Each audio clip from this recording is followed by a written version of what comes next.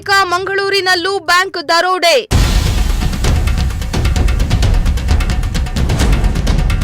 ಹಾಡಹಗಲೇ ಬಂದೂಕು ತೋರಿಸಿ ಚಿನ್ನಾಭರಣ ನಗದು ದೋಚಿ ಪರಾರಿ.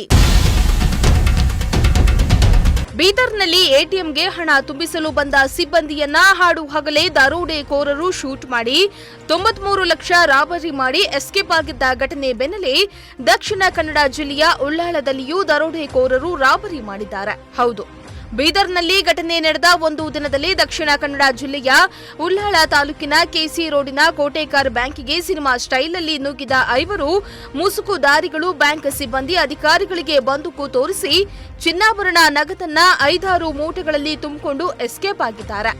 ಇನ್ನು ಈ ಕದೀಮರು ದೋಚಿದ್ದು 1-2 ಲಕ್ಷ ಅಲ್ಲ, ಬರೋಬ್ಬರಿ 12 ಕೋಟಿ ಹಣವನ್ನ, ಅದು ಕೇವಲ 4 ನಿಮಿಷದಲ್ಲಿ ದೋಚಿರುವುದು ಜನರನ್ನ ಬೆಚ್ಚಿ ಬೀಳಿಸುವಂತೆ ಮಾಡಿದೆ. ಪೊಲೀಸರೆಲ್ಲ ಸಿಎಂ ಭದ್ರತೆಗೆ ತೆರಳಿದಾಗ ನಡೆದಿರೋ ದರೋಡೆ.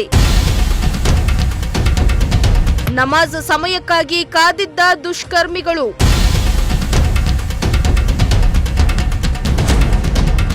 ಮಂಗಳೂರಿಗೆ ಸಿಎಂ ಆಗಮಿಸಿದ್ದರಿಂದ ಭದ್ರತೆಗೆ ಪೊಲೀಸರು ತೆರಳಿದ್ರು. ಅದನ್ನೇ ಟಾರ್ಗೆಟ್ ಮಾಡಿದ ಕದೀಮರು ಫಿಯೆಟ್ ಕಾರಿನಲ್ಲಿ ಬಂದ ದರೋಡೆಕೋರರು ಸಂಚು ರೂಪಿಸಿರುವ ಶಂಕೆ ವ್ಯಕ್ತವಾಗ್ತಾ ಇದೆ. ಇನ್ನು ಕೆಸಿ ರೋಡ್ ಜಂಕ್ಷನ್ನಲ್ಲಿ ಮುಸ್ಲಿಂ ಬಾಂಧವರು ಹೆಚ್ಚಾಗಿರೋದ್ರಿಂದ ಇಂದು ಶುಕ್ರವಾರವಾಗಿರೋದ್ರಿಂದ ನಮಾಜ್ಗೆ ಹೋಗುವುದನ್ನೇ ಕಾದು ಹೊಂಚಾಕಿದ್ದ ದುಷ್ಕರ್ಮಿಗಳು ಬ್ಯಾಂಕ್ ಒಳಗೆ ನುಗ್ಗಿದ್ರು. ಇದ್ರ ಜೊತೆಗೆ ಸಿಸಿ ಕ್ಯಾಮೆರಾವನ್ನ ಹಿಂದೆ ರಿಪೇರಿಗೆ ಕೊಡಲಾಗಿತ್ತು. ಇಂತಹ ಸಮಯಕ್ಕೆ ಕಾದಿದ್ದ ಕಳ್ಳರು 12 ಕೋಟಿ ದೋಚಿಕೊಂಡು ಪರಾರಿಯಾಗಿದ್ದಾರೆ. ರಾಬರಿ ಆಗ್ತಿದ್ದಂತೆ ಸ್ಥಳಕ್ಕೆ ಬಂದ ಪೊಲೀಸರು ಶ್ವಾನದಳ ಸಿಬ್ಬಂದಿ ಪರಿಶೀಲನೆ ನಡೆಸಿದ್ದು ದರೋಡೆಕೋರರಿಗಾಗಿ ಬಲೆ ಬೀಸಿದ್ದಾರೆ. ಅಲ್ಲದೆ ಆರೋಪಿಗಳನ್ನ ಬಂಧಿಸಲು ವಿಶೇಷ ತಂಡ ರಚನೆಗೆ ಸ್ಪೀಕರ್ ಯುಟಿ ಖಾದರ್ ಸೂಚನೆಯನ್ನ ನೀಡಿದ್ದಾರೆ.